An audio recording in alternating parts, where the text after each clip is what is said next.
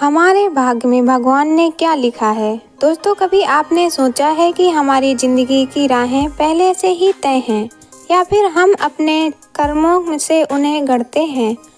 हर दिन हम अनगिनत फैसलों और घटनाओं का सामना करते हैं, जिनमें से कुछ हमारी मेहनत का परिणाम होता है और कुछ भाग्य का खेल। भगवान ने हमारे भाग्य में क्या लिखा है? क्या सब कुछ पहले से ही निर्धारित है या हम अपने भाग्य के स्वामी स्वयं हैं? मित्रों, इस प्रश्न का उत्तर ढूंढते हुए इस कथा के माध्यम से जानेंगे कि भाग्य और कर्म के बीच संतुलन कैसे बनता है और किस प्रकार भगवान का लिखा हमारे जीवन पर प्रभाव डालता है। नमस्कार मित्रों, आज की कथा बहुत ही ज्ञानवर्धक होने वाली है, इसलिए कथा को अंत तक जरूर सुनें। मित्रों, एक समय की बात है, एक गांव में एक युवा व्यक्ति रहता था जिसका नाम अर्पित था। अर्पित का जीवन कठिनाइयों और संघर्षों से भरा था। अर्पित हमेशा सोचता रहता था कि भगवान ने उसके भाग्य में केवल दुख और परेशानियां ही क्यों लिखी हैं। उसके सवाल और निराशा उसे कभी सुकून से जीवन जीने नहीं देती थी। अर्पित के परिवार की पृष्ठभूमि बहुत साधारण थी। उनके पिता का मंदिर के बाहर एक छोटा सा दुकान था, जहां वे श्रद्धालुओं को प्रसाद, अगरबत्ती, फूल माला और पूजा की सामग्री बेचते थे। मंदिर के पास होने के कारण दुकान में हमेशा भीड़ रहती थी, पर दुकान का कारोबार इतना नहीं था कि घर की सभी जरूरतें आराम से पूरी हो सकें। फिर भी अर्पित के पिता हमेशा संतोष और आस्था के साथ जीवन जीते थे और इसी संस्कार को उन्होंने अर्पित में भी उतारा था। अर्पित ने बचपन से ही अपने माता पिता को मेहनत करते और भगवान के प्रति श्रद्धा रखते हुए देखा था। हालांकि वे बहुत धनी नहीं थे, लेकिन उनके परिवार में एक अपनापन और सुख शांति थी। हर शाम अर्पित अपने पिता के साथ मंदिर के बाहर बैठता था और दुकान में उनका हाथ बटाता था। अर्पित श्रद्धालुओं को सामग्री देते वक्त उनके अनुभव और बातचीत को ध्यान में सुनता था। बचपन से ही उसमें जीवन के प्रति एक गहरी जिज्ञासा और ज्ञान की प्यास थी, लेकिन समय के साथ उसके मन में कई सवाल पैदा होने लगे थे, विशेष रूप से यह कि आखिर उसके भाग्य में इतने संघर्ष क्यों लिखे गए हैं। एक दिन जब अर्पित के पिता बीमार पड़े और घर की सारी जिम्मेदारियां अर्पित पर आ गईं, तब उसे एहसास हुआ कि कठिनाइयों का द्वार अब और कठिन हो गया है। दुकान की आय से केवल घर का खर्चा ही चल पा रहा था। दिन रात की मेहनत के बावजूद अर्पित को कोई बड़ा लाभ नहीं हो पा रहा था और कई बार अर्पित ये सोचकर निराश हो जाता था कि शायद भगवान ने उसके भाग्य में केवल संघर्ष ही लिखा है। वही मंदिर में आने वाले श्रद्धालुओं में से कई लोग अमीर और सुखी थे, जिन्हें देखकर अर्पित सोचता था, क्यों कुछ लोग इतने सुखी हैं जबकि मेरे जीवन में इतनी समस्याएं हैं। धीरे धीरे यह प्रश्न उसके मन में गहरा होने लगा और एक दिन उसने अपने पिता से कहा, पिताजी, हम इतना कड़ी मेहनत करते हैं लेकिन हमारी स्थिति में कोई खास सुधार नहीं आता। क्या भगवान ने हमारे भाग्य में केवल संघर्ष ही लिखा है? अर्पित के पिता ने उस दिन उसे समझाया कि हर किसी का भाग्य उसके कर्मों और विचारों से तय होता है, लेकिन अर्पित को यह बात तब समझ में नहीं आई। इस प्रश्न का उत्तर जानने की उत्सुकता में उसने मन में ठान लिया कि उसे किसी ज्ञानी गुरु के पास जाना चाहिए, जो उसे जीवन के इन गूढ़ रहस्यों का उत्तर दे सके। यहाँ से अर्पित की यात्रा का आरंभ हुआ और उसे किसी ने बताया कि पास के गांव में एक प्रसिद्ध गुरुजी रहते हैं, जो लोगों की समस्याओं को सुनकर उन्हें मार्गदर्शन देते हैं। अर्पित ने ठान लिया कि वह गुरुजी से अपने जीवन के प्रश्नों को उत्तर जानने के लिए उनके पास जाएगा। अर्पित ने लंबा सफर तय किया और गुरुजी के आश्रम पहुंचा। गुरुजी एक बगीचा में शांत चित्त ध्यान में लीन थे। अर्पित ने उनके पास जाकर उनके चरणों में प्रणाम किया और कहा, गुरुजी, मेरा जीवन बहुत कठिन है। मुझे समझ नहीं आता कि भगवान ने मेरे भाग्य में केवल दुख और संघर्ष क्यों लिखे हैं। क्या भगवान ने मेरे लिए कभी कुछ अच्छा नहीं सोचा? अर्पित ने निराशा से पूछा। गुरुजी ने मुस्कुराते हुए कहा, अर्पित, भगवान ने हर इंसान के लिए जीवन में अलग अलग चुनौतियां लिखी हैं। तुम्हारे इस सवाल का जवाब पाने के लिए तुम्हें पहले कुछ परीक्षाएं पार करनी होगी। क्या तुम तैयार हो? अर्पित ने संकल्प करते हुए कहा। गुरुजी, मैं किसी भी परीक्षा के लिए तैयार हूँ, बस मुझे मेरे सवाल का जवाब चाहिए। गुरुजी ने अर्पित को 3 परीक्षाओं की कठिन यात्रा पर भेजा। उन्होंने कहा, अर्पित, इस रास्ते पर चलते हुए तुम्हें 3 स्थान मिलेंगे, एक पुराना कुआं, एक अंधेरी गुफा और एक विशाल वृक्ष। इन तीनों स्थानों पर तुम्हें 3 परीक्षाएं देनी होंगी, जिनसे तुम्हें तुम्हारे सवाल का उत्तर मिलेगा। हर स्थान पर तुम्हें कुछ सीखने को मिलेगा, जो तुम्हें भगवान के द्वारा लिखे गए भाग्य को समझने में मदद करेगा। अर्पित ने गुरुजी की आशीर्वाद लिया और यात्रा पर निकल पड़ा। पहला स्थान एक प्राचीन कुएं का था। जहां अर्पित पहुंचा, वहां एक वृद्ध व्यक्ति कुएं के पास बैठा था, जो ध्यान में लीन था। अर्पित ने उसे प्रणाम किया और पूछा, बाबा, मुझे जानना है कि भगवान ने मेरे भाग्य में क्या लिखा है। गुरुजी ने कहा था कि आप मुझे इसके बारे में बता सकते हैं। वृद्ध व्यक्ति ने मुस्कुराते हुए कहा, पहले इस कुएं में झांको और अपने प्रतिबिंब को देखो। जो तुम देखोगे वही तुम्हारे सवाल का पहला हिस्सा है। अर्पित ने कुएं में झांका और अपने चेहरे का प्रतिबिंब देखा।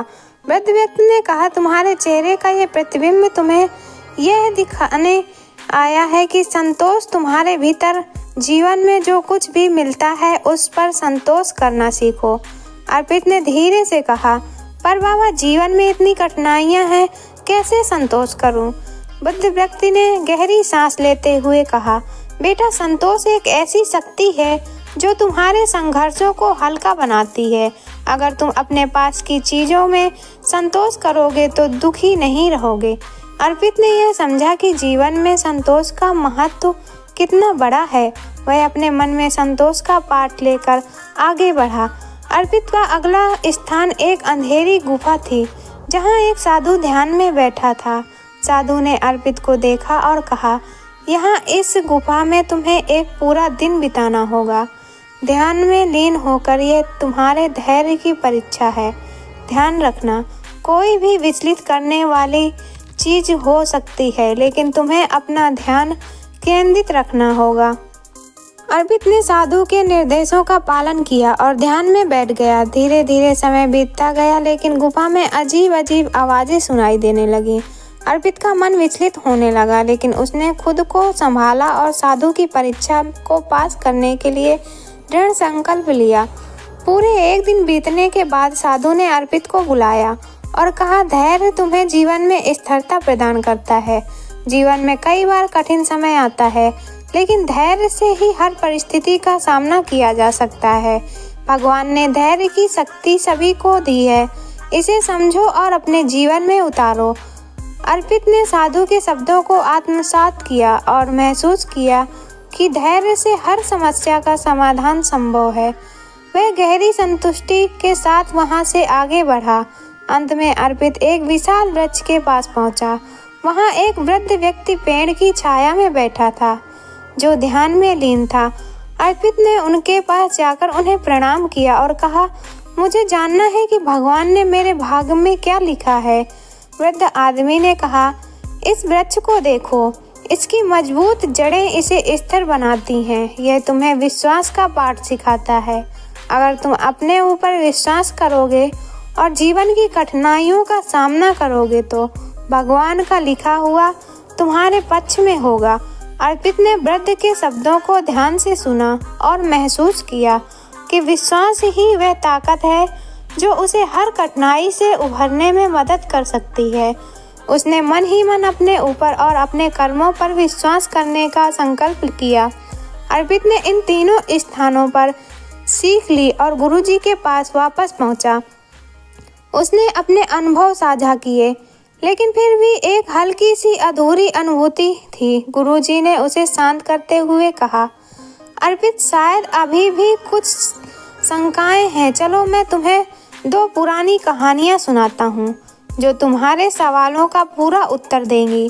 गुरुजी ने अर्पित को पहली कहानी के बारे में विस्तार से बताते हुए कहा, अर्पित, ये कहानी एक महान राजा मौर्य की है, जिसे अपने राज्य में सब कुछ होने के बावजूद हमेशा किसी न किसी कमी का एहसास होता था। एक दिन राजा मौर्य ने अपने प्रिय मंत्री को बुलाया और बोला, मंत्री जी मेरे पास धन, ऐश्वर्य और शांति सब कुछ है, फिर भी मेरे दिल में एक अजीब सी असंतोष की भावना रहती है। ऐसा लगता है जैसे भगवान ने मेरे भाग्य में संतोष नहीं लिखा है। आखिर ये क्यों है? मंत्री ने राजा मौर्य की बातों को ध्यान से सुना और आदर पूर्वक बोला, महाराज मुझे लगता है कि इस प्रश्न का उत्तर आपको अनुभव के माध्यम से ही मिल सकता है। यदि आप अनुमति दें तो मैं आपको एक उपाय सुझा सकता हूँ। राजा मौर्य ने रुचि लेते हुए कहा, मंत्री जी मुझे उपाय बताइए, यदि इससे मेरे मन की बेचैनी समाप्त हो सके तो मैं इसे अवश्य आजमाना चाहूँगा। मंत्री ने मुस्कुराते हुए कहा, महाराज आप एक दिन के लिए एक साधारण किसान की तरह रहें, बिना राजा की पहचान के साधारण लोगों की तरह जीवन बिताएं और अनुभव करें कि एक साधारण व्यक्ति किस प्रकार जीवन को जीता है। राजा मौर्य को यह विचार अजीब तो लगा, लेकिन अपनी जिज्ञासा के चलते उन्होंने इस पर विचार किया। अगले दिन सुबह होते ही राजा मौर्य ने अपनी राजसी पोशाक छोड़कर एक साधारण कपड़ा धारण किया और गांव में एक किसान की तरह रहने के लिए निकल पड़े। गांव के लोग उन्हें पहचान नहीं सके और राजा मौर्य गांव के एक किसान से एक दिन के लिए काम सीखने की इच्छा जताई। किसान ने राजा मौर्य को देखकर कहा, अरे भाई, आज तुम मेरे साथ खेत में काम करने चलो, मुझे फसल काटनी है और यह काम थोड़ा कठिन जरूर है, लेकिन मैं रोज करता हूँ तो आदत हो गई है। राजा मौर्य ने सहमति दी और किसान के साथ खेत में काम करने लगा। काम करते करते राजा मौर्य का शरीर थकान से टूटने लगा, लेकिन किसान ने उसे हिम्मत बंधाते हुए कहा, बस थोड़ी मेहनत और फिर शाम को तुम देखना कितनी अच्छी नींद आएगी। शाम को जब काम खत्म हुआ तो राजा मौर्य ने किसान को पूछा, तुम इतनी मेहनत के बाद भी कैसे इतना खुश रह लेते हो? तुम्हारे पास तो हमारे जैसे कोई बड़े संसाधन नहीं है। किसान ने मुस्कुराते हुए उत्तर दिया, साहब मेरे पास बहुत कुछ है, लेकिन मेरे पास संतोष है। हर दिन जब मैं अपनी मेहनत के बाद अपने परिवार के साथ भोजन करता हूँ तो मुझे खुशी का अनुभव होता है। भगवान ने मेरे भाग्य में सब कुछ दिया है, बस मुझे उसके प्रति संतोष और आभार व्यक्त करना आता है। राजा मौर्य ने उसकी बात को ध्यान से सुना और उसी समय उसे एहसास हुआ कि उसकी असली कमी भौतिक सुखों में नहीं थी, बल्कि संतोष में थी। राजा मौर्य अपने भीतर संतोष की कमी को समझा और जान लिया कि भौतिक सुख असंतोष को समाप्त नहीं कर सकते। राजा मौर्य ने अपने राज्य लौटने के बाद संतोष का महत्व समझा और जीवन में शांति का अनुभव करना शुरू किया। गुरुजी ने अर्पित से कहा, अर्पित, इस कहानी से यही शिक्षा मिलती है कि संतोष से बड़ी कोई संपत्ति नहीं है। भगवान ने हम सभी को कुछ न कुछ दिया है, लेकिन हमारे अंदर संतोष नहीं है तो हम कभी खुश नहीं रह सकते। अर्पित ने सिर झुकाते हुए कहा, गुरुजी आपने सही कहा, संतोष ही असली सुख है। गुरुजी ने फिर मुस्कुराते हुए कहा, अब मैं तुम्हें दूसरी कहानी सुनाता हूँ। यह कहानी एक साधु और उसके शिष्य की है। एक दिन शिष्य अपने जीवन में निरंतर असफलताओं से निराश होकर अपने गुरु के पास गया। उसने गुरुजी से पूछा, गुरुजी मैं जो भी काम शुरू करता हूँ उससे असफल हो जाता हूँ, क्या भगवान ने मेरे भाग्य में सफलता नहीं लिखी? गुरुजी ने शिष्य को समझाते हुए कहा, बेटा भगवान ने सबके भाग्य में कुछ न कुछ अच्छा लिखा है, पर तुम्हारे अंदर अपने कर्मों और भगवान पर पूर्ण विश्वास होना चाहिए। विश्वास तुम्हारे मन को स्थिर रखेगा और सफलता तुम्हारे पास आएगी। अगर तुम्हारे मन में संदेह है तो सफलता भी तुमसे दूर रहेगी। गुरुजी ने शिष्य को एक बीज दिया और कहा, इस बीज को जमीन में रोपो और इसका ख्याल रखो। जैसे जैसे ये पौधा बढ़ेगा वैसे वैसे तुम्हारा विश्वास भी बढ़ेगा। शिष्य ने गुरुजी की बात मानी और हर दिन पौधे की देखभाल करने लगा।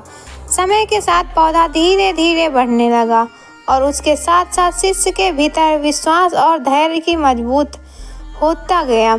हर दिन वह पौधे में छोटे छोटे बदलाव देखता और उसे महसूस होता कि उसकी मेहनत और विश्वास से यह चीज एक बड़े वृक्ष में तब्दील हो रहा है।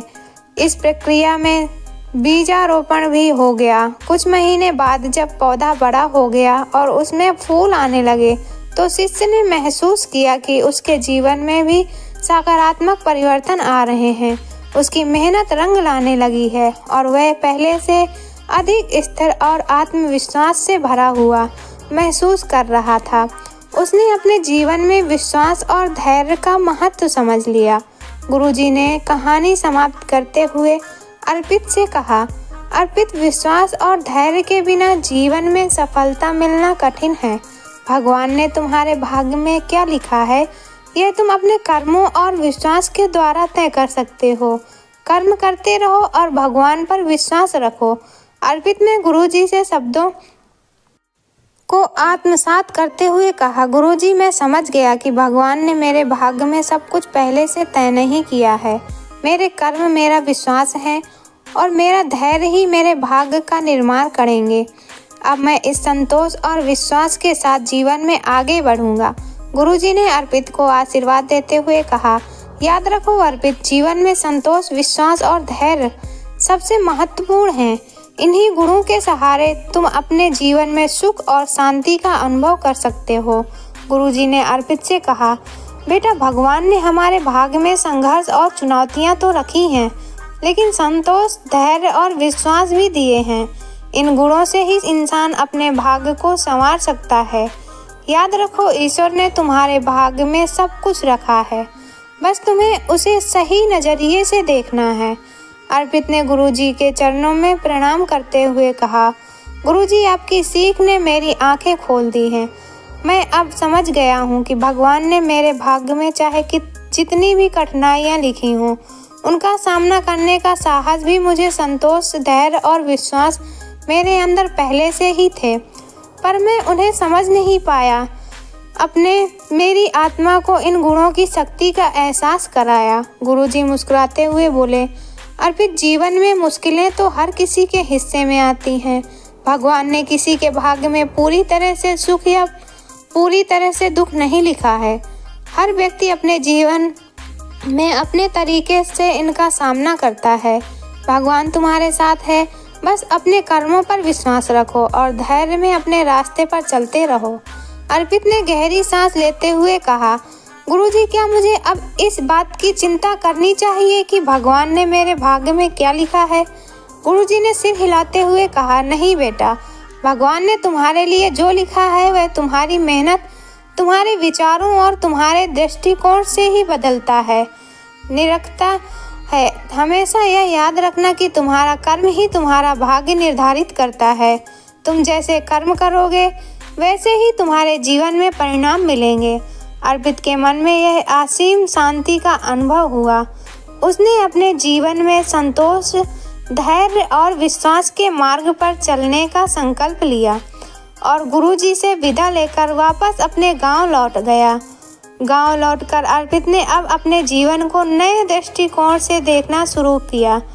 पहले जहां उसे केवल कठिनाइयां और बाधाएं दिखती थीं, अब उसे हर चुनौती में एक अवसर दिखाई देने लगा। वह पहले की तरह निराश नहीं होता, बल्कि संतोष, धैर्य और विश्वास के साथ हर कठिनाई का सामना करता। उसके इस बदले हुए दृष्टिकोण को उसके जीवन में धीरे धीरे सकारात्मक बदलाव लाए। वह खुद के प्रति एक नया विश्वास और आत्मविश्वास महसूस करने लगा। अब वह जानता था कि भगवान ने उसकी किस्मत में जो भी लिखा है वह उसके लिए सबसे अच्छा है, क्योंकि उसने अपने कर्मों और दृष्टिकोण से उसे संवारा है। गुरुजी की सीख के अनुसार अर्पित का जीवन पूरी तरह बदल गया। अब वह यह सोचने में समय नहीं लगाता कि भगवान ने उसके भाग्य में क्या लिखा है, बल्कि वह अपने कर्मों और विचारों से अपने जीवन को सजाने संवारने में लगा रहता है।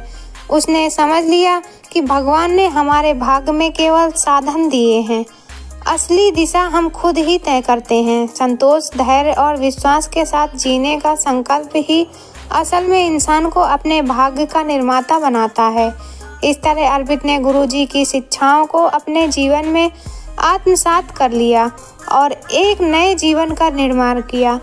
मित्रों, वीडियो कैसी लगी कमेंट बॉक्स में कमेंट करके ज़रूर बताएं। वीडियो को लाइक, शेयर करें और हमारे चैनल को सब्सक्राइब जरूर करें। धन्यवाद। राधे राधे।